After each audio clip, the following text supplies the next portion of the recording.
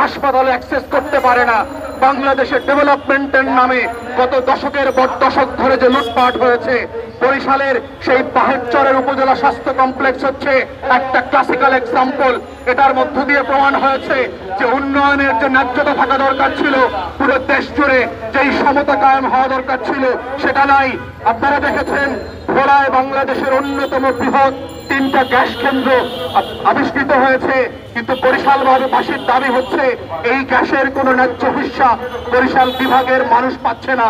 তারা বারবার দাবি করেছে এটার ন্যূনতম একটা ফ্র্যাকশন পার্সেন্টেজ হলেও বরিশাল বিভাগের উন্নয়নের জন্য রাখতে হবে। আপনারা জানেন বাংলাদেশে সমুদ্র সীমা বিজয়ের যে নাটক করেছে হাসিনা সরকার, তারপর থেকে বঙ্গোপসাগরে 46টা গ্যাসের ব্লক তৈরি করা হয়েছে, কিন্তু সেটা বাটেক্সকো আমাদের যে জাতীয় প্রতিষ্ঠান আছে খনন করবার অনুমতি দেওয়া হচ্ছে না। কিন্তু পাশ থেকে আমরা দেখতে পাচ্ছি বঙ্গোপসাগর থেকে ভারত এবং মিয়ানমারের লোকরা এসে, সেখানকার কোম্পানি এসে আমার দেশের পাইপলাইন দিয়ে গ্যাস এবং তেল উত্তোলন করে নিয়ে যাচ্ছে। তাহলে আপনি কি বিজয় করলেন যে এই বিজয়ের পতাকা মালাটা আপনি ভারতকে আর মিয়ানমারকে সঁপে দিয়েছেন? এটা তো ডেভেলপমেন্টের সাথে যায় না।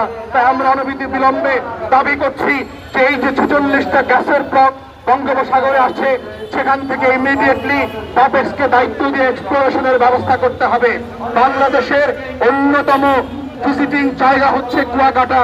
আপনারা জানেন কুয়াকাটা হচ্ছে পৃথিবীর 2টা সি বিচের একটা, যেখান থেকে সূর্যোদয় এবং সূর্যাস্ত 2টা দেখা যায়, কিন্তু সেখানে যাবার মতো যে ইনফ্রাস্ট্রাকচার দরকার, রাস্তাঘাট দরকার, সেটা নাই।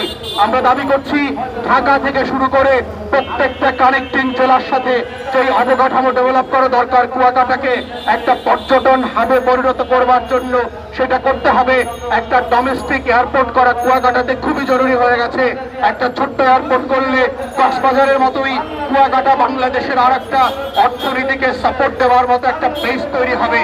বঙ্গোপসাগরকে ঘিরে বাংলাদেশের পর্যটন শিল্প এবং মৎস্য শিল্পকে ডেভেলপ করার সুযোগ আছে, সেটা করা হচ্ছে না।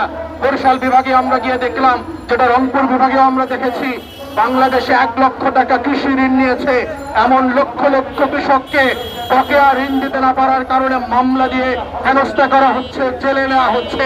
কই সালমকে তো জেলে নিতে পারেন নাই, বাংলাদেশের বড় বড় লুম্পেন পুঁজিপতিদেরকে তো জেলে নিতে পারেন নাই, বাংলাদেশের গরিব কৃষককে 1 লক্ষ টাকা ঋণ না দেওয়ার কারণে জেলে নিয়ে কি প্রমাণ করছেন?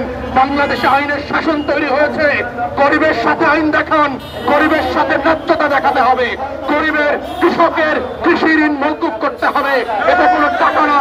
তাই বাংলাদেশ বরিশাল থেকে শুরু করে সারা বাংলাদেশের কৃষকের ঋণ মওকুফ করতে হবে। এই বাস্তবতাকে ঘিরে